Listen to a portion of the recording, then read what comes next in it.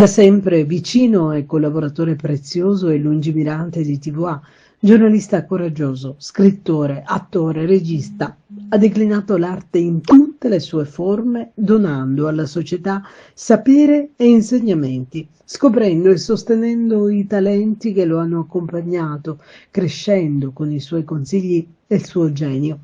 Un genio pregno di umanità, di libertà, in virtù della quale ha rotto schemi e proposto con determinazione la conoscenza come mezzo di evoluzione sociale. E quel pensiero libero lo ha guidato nella volontà di promuovere chi valesse veramente attraverso i premi, il teatro, la biblioteca comunale, che adesso meriterebbe l'intitolazione a lui, Enzo Alessi.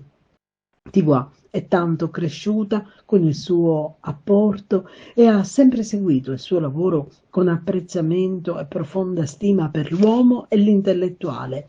In una delle sue ultime interviste che trasmetteremo integralmente, lo abbiamo ascoltato nel corso di un evento in cui si è raccontato al pubblico.